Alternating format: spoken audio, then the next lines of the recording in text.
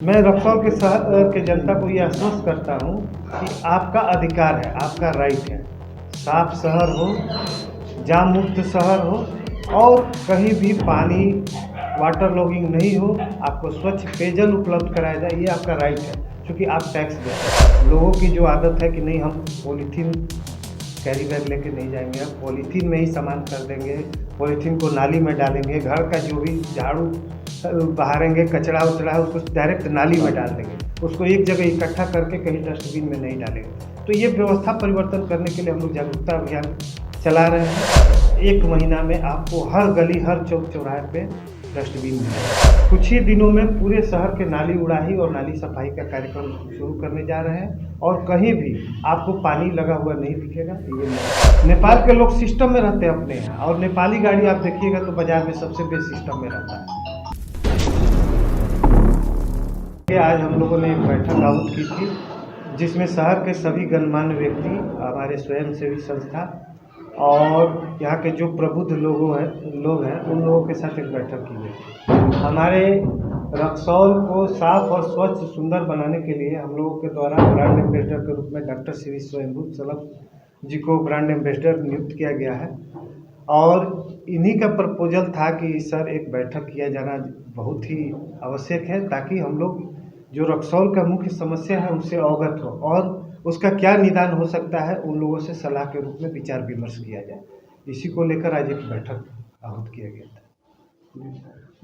Brand ambassador साहब, आपसे हमारी सवाल है कि ये आप कैसे ये जहन में आया कि ये स्टार्ट किया जाए और सर को बोला जाए कि ये बैठक करी जाए? सबसे पहले तो बहुत बहुत आभार और धन्यवाद रक्सौल प्रशासन, कार्यपालक पदाधिकारी और रक्सौल की जनता का कि मुझे ये दायित्व सौंपा गया है। रक्सौल के बहुत सारे मुद्दों पर मैं काम करता रहा हूं और बहुत सारे कार्य जो हैं वो लंबित भी रहे हैं विभागों में और मंत्रालयों में। अब आज आप लोगों के बीच में साथ मिलकर काम करने पर मुझे लगता है कि वो सारे जो पेंडिंग या लंबित कार्य हैं वो आज धरातल पर आएंगे, मुझे ऐसी उम्मीद है। अब ये कार्य योजना जो शुरू हुई थी हाल में जब सर को कार्यभार मिला था तो हम लोगों ने देखा कि जो सपना रक्सौल का लंबे समय से हम सब देखते आए हैं, स्वच्छ रक्सौल, साफ रक्सौल और एक हेल्दी वातावरण रक्सौल में बने, अतिक्रमण मुक्त हो, जाम मुक्त हो, ये सपना ही बना रहा। हाल के दिनों में जो एक एक्शन कमेटी बनाई गई, सर के नेतृत्व में जो कार्य हुआ, लगा कि एक बड़ा परिवर्तन इस रक्सौल में हो सकता है अगर मजबूत इच्छा शक्ति के साथ कोई भी अधिकारी आगे बढ़े तो ये कार्य बहुत असंभव नहीं है। हाँ, कुछ कठिनाइयाँ भी आईं लेकिन पूरे मनोबल के साथ सर ने जिस कार्य को आगे बढ़ाया और आज पूरे प्रशासन के साथ साथ हम सबों का भी दायित्व बनता है कि इस कार्य को आगे बढ़ाएं और इनके साथ, इनके नेतृत्व में हम सब रक्सौल को कैसे स्वच्छ, सुंदर और व्यवस्थित बना सकते हैं। ये व्यवस्थित बनाना भी एक बहुत महत्वपूर्ण कार्य है। आज बहुत सारे बिंदुओं पर चर्चा हुई है। रक्सौल के जितने भी प्रमुख संस्थाएं हैं, स्वयंसेवी लोग हैं, वो सबों का आज विचार मिला। तो मेरे मन में आपने जो सवाल पूछा वो कहीं रह गया और मेरे मन में ये बात आई थी कि हम योजनाएं बना रहे हैं, ये कार्य योजना नगर परिषद के द्वारा तैयार हो रही है कि किन किन बिंदुओं, समस्याएं अनेक हैं लेकिन कैसे प्राथमिकता के आधार पर आगे बढ़ना है। तो प्राथमिकता के आधार पर वो तय करना है तो प्राथमिकताएं सिर्फ हम आप मिलकर कैसे तय कर लें, इसके लिए समाज का ओपिनियन लेना एक बहुत ज़रूरी था, स्वयंसेवी संस्थाओं का ओपिनियन लेना जरूरी था। तो सबों के द्वारा जो आज विभिन्न विचार विभिन्न बिंदुओं के संदर्भ में आए उनको नोट डाउन कर लिया गया है। अब उस पर विचार किया जाएगा कि किसको प्रायोरिटी के आधार पर हम लोग लेकर आगे बढ़ें, नगर परिषद आगे बढ़े। लेकिन मेरा आप सबों के साथ भी और रक्सौल के पूरे जनता के साथ ये विशेष आग्रह है कि इस कार्य को अकेले प्रशासन या सरकार या कुछ खास प्रतिनिधि मिलकर नहीं कर सकते। हम सबों को मिलकर इस कार्य के लिए आगे बढ़ के सहयोग करना पड़ेगा। और स्वच्छता की बात जहाँ तक है वो एक जागरूकता अभियान सबसे महत्वपूर्ण है।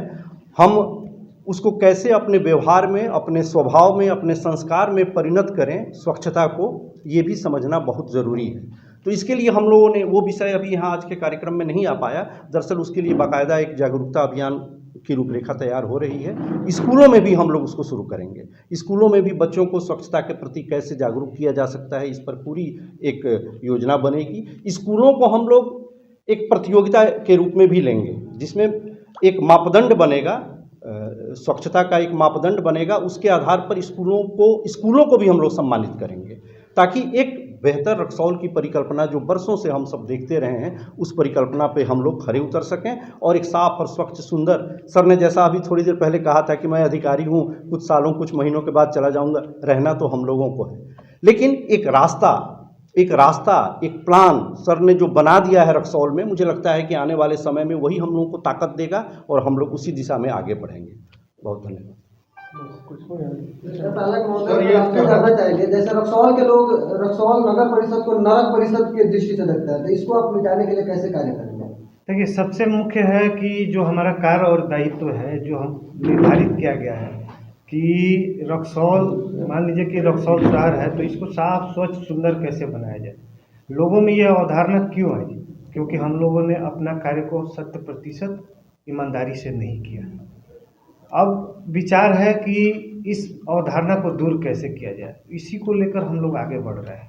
रक्सौल शहर अभी आप व्यवस्था में देखिएगा तो एकदम अव्यवस्थित है। कहीं रोड जाम है, कहीं नाला ओवरफ्लो कर रहा है, कहीं कचरा है, कहीं अतिक्रमण है, मतलब पूरी तरह से अव्यवस्थित है।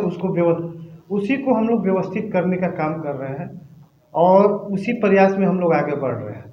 समय लगेगा, क्योंकि व्यवहार परिवर्तन करना है। व्यवहार परिवर्तन इतना आसानी से नहीं होता है। लोगों की जो आदत है कि नहीं, हम पॉलीथीन कैरी बैग लेके नहीं जाएंगे, हम पॉलीथीन में ही सामान खरीदेंगे, पॉलीथीन को नाली में डालेंगे, घर का जो भी झाड़ू बहारेंगे, कचरा उचड़ा है उसको डायरेक्ट नाली में डाल देंगे, उसको एक जगह इकट्ठा करके कहीं डस्टबिन में नहीं डालेंगे। तो ये व्यवस्था परिवर्तन करने के लिए हम लोग जागरूकता अभियान चला रहे हैं। ये केवल एक पदाधिकारी की बस की चीज़ नहीं है। रक्सौल के जनता से भी मेरा आग्रह है कि आप अपने शहर को स्वच्छ, साफ, सुंदर आप स्वयं बना सकते हैं। कहावत है, आप भला तो जग भला। आप अपने घर को साफ करते हैं तो अपने घर को ही आप केवल साफ करने का अभियान आप चलाइए तो पूरा शहर साफ हो जाएगा। लेकिन शहर में कहीं भी डस्टबिन की व्यवस्था नहीं है सही ढंग से, जहाँ लोग अगर कूड़ा कचरा फेंकना हो तो जहाँ फेंक सकते। 1 महीना समय देते हैं, 1 महीना में आपको हर गली, हर चौक चौराहे पे डस्टबिन मिलेगा। लेकिन जोरों से आपने शहर में अतिक्रमण हटाने का कार्य किया, लेकिन उन गरीब लोगों को अपने मार्केट लगाने के लिए कोई शहर में जॉन है ही नहीं, तो अगर उन्हें हटाया जा रहा है तो फिर वो लोग लगाएंगे नहीं। वैसे भी अभी भी देखा जा रहा है मार्केट में कि एक तरफ अतिक्रमण हट रहा है तो दूसरी तरफ से अतिक्रमण शहर में लग रहा है। देखिए, अतिक्रमण का मुख्य वजह है बेरोजगारी। वो गरीब लोग जिनके पास पूंजी कम है, वो बड़े बड़े दुकान और मार्केट किराए पर नहीं ले सकते और उनको भी अपना परिवार पालना है, तो हो सकता है कि वो रोड पे लगा रहे हैं। उनको कोई स्थल चिन्हित करके हम लोगों के द्वारा नहीं दिया गया। उनका भी राइट बनता है कि इज्जत के साथ अपना रोजी रोटी चलाएं। उसके लिए हम लोग जगह चिन्हित कर रहे हैं, कुछ जगह चिन्हित भी हुआ है। हमारा मुख्य सड़क और नाली बन जाता है, हम लोग इज्जत के साथ उन लोगों को स्थल भी देंगे। ये हमारे जहन में है कि वो लोग अपना रोजी रोटी चलाएंगे, उनको कोई फिर इधर से उधर नहीं करेगा, वो एक जगह इज्जत के साथ अपना काम करेंगे। सर, पहले जरूरत है शहर में पार्किंग की व्यवस्था की जाए, उसके बाद चलान की। अभी तक किसी भी गाड़ी को चालान नहीं काटा गया है। ये आपके लिए मैं बता देता हूँ कि अभी भी कहीं भी बेतरतीब पार्किंग के लिए एक गाड़ी को हम लोगों के द्वारा चला नहीं। हाँ, उन लोगों का गाड़ी को हम लोगों ने चेतावनी के रूप में गाड़ी का हवा और ये सब हम लोगों ने खुलवाया था कि आप गाड़ी जब लगा रहे हैं तो एक सिस्टम से रोड पे, आप यही बगल के शहर में वीरगंज में चले जाइए, वहाँ भी रोड पे ही गाड़ी लगता है, लेकिन सिस्टम से लगता है। एक साइड लगा, अगर आप रोड पे एक गाड़ी लगा दिए और उसके बाद अब जगह नहीं बच रहा है तो आप रोड को तो ब्लॉक नहीं कर सकते हैं ना, उससे आगे बढ़ जाइए। पूरे शहर में आप आगे बढ़ जाइए, तो वो सिस्टम नहीं है। वो सिस्टम खासकर इसमें सबसे ज़्यादा नेपाल के लोग सिस्टम में रहते हैं अपने यहाँ, और नेपाली गाड़ी आप देखिएगा तो बाज़ार में सबसे बेस्ट सिस्टम में रहता है। तो हम लोगों ने एक संदेश दिया था कि आप अपने गाड़ी को सही से, और हम लोग पार्किंग स्थल चिन्हित कर चुके हैं। जैसे ही हमारा हो जाएगा हम लोग उस जगह पर गाड़ी लगाएंगे और वहीं पे गाड़ी लगेगा, इसके अलावा कहीं नहीं। हम लोग नो पार्किंग जोन भी घोषित करने जा रहे हैं। हम लोग कुछ ही दिनों में पूरे शहर के नाली उड़ाही और नाली सफाई का कार्यक्रम शुरू करने जा रहे हैं और कहीं भी आपको पानी लगा हुआ नहीं दिखेगा, ये मैं आश्वस्त। सर, एक और आपसे रिक्वेस्ट होगा सर, इस शहर में बहुत जगह लाइटिंग है, जैसे कोरियार चौक पे एक लाइट हुआ करता था, टावर लाइट, लेकिन उसे भी जब सैनिक रोड बन रहा था तो उसे उतार दिया गया, लेकिन फिर से पुनः उसे नहीं लगाया गया, तो इसे भी लगवाने उसके लिए स्थल चयनित हो चुका है। आपको खौडियार चौक के जस्ट उस पार में कॉर्नर पे जहाँ फल का दुकान है, हम लोगों ने उस स्थल को चिन्हित कर लिया है। आज नहीं 3 तारीख को मेरा इंजीनियर वहां जाएगा, साइट देख लेगा और वहां फिर से टावर लाइट लग जाएगा। पोल पे लाइट के लिए जो टेंडर हुआ था, वो टेंडर में उन लोगों के द्वारा केवल 7 वार्ड में ही लाइटिंग किया गया था और मेंटेनेंस का काम करना था। वो लोग आए हुए थे उपयोगिता प्रमाण पत्र के लिए, मेरे द्वारा बोला गया सबसे पहले जहाँ खराब है आप लाइट सही कीजिए। उसके बाद उन लोगों को 10 तारीख के बाद हम लोग वर्क ऑर्डर देंगे, हर वार्ड में 50-50 लाइट लगने जा रहे हैं। रक्सौल की जनता को सर आपसे बहुत ज़्यादा उम्मीद जगी है, आपको सिंघम की भी उपाधि रक्सौल की जनता ने दे दी है, तो सर रक्सौल की जनता को क्या आश्वासन देना चाहेंगे? देखिए, सिंघम की उपाधि ये तो हर आदमी अपने आप में सिंघम है, और मैं रक्सौल के शहर के जनता को ये आश्वस्त करता हूँ कि आपका अधिकार है, आपका राइट है।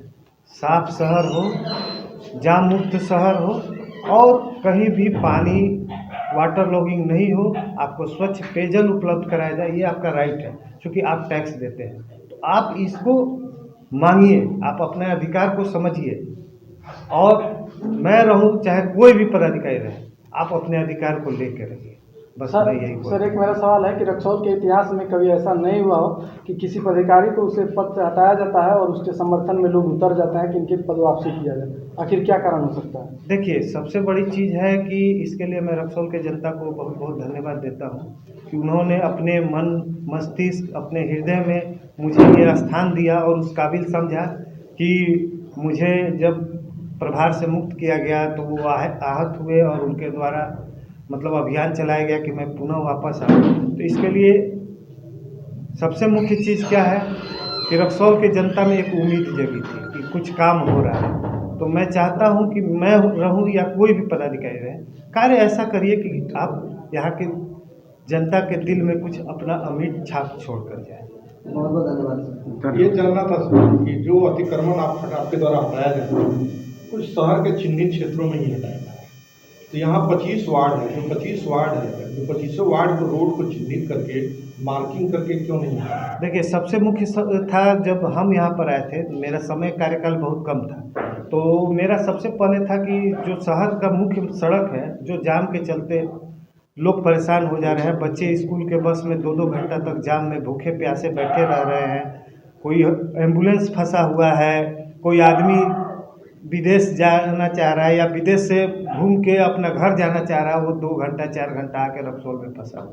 तो हम पहले चिन्हित किए कि वैसे मार्ग जहाँ पर जाम की समस्या है उसको सबसे पहले निजात दिलाया। क्या इस तरह का है प्रावधान कि आप सभी वार्डों को चिन्हित करके रिमार्किंग के लिए लिखेंगे? इसके लिए भी बात हो गई है अंचलाधिकारी से। अंचलाधिकारी के द्वारा कहा गया है कि मेरे पास अमीन की कमी है, आप एक लेटर केवल डीएम साहब को दे दीजिएगा तो मैं अमीन परमानेंट एक नगर पालिका के लिए आप 1 महीना 2 महीना के लिए आप हमसे मांग लीजिए और आप नापी करा लीजिए कि रक्सौल शहर में कहाँ कहाँ अतिक्रमण है, उसको मैं मार्किंग करा दूंगा। उसके बाद आप अतिक्रमणवाद चला के आप उस अतिक्रमण को साफ करें। तो उस पर भी है हमारा, और सीओ के साथ हमारा बात भी हो गया है, हम उसी सब काम के आगे बढ़ रहे थे।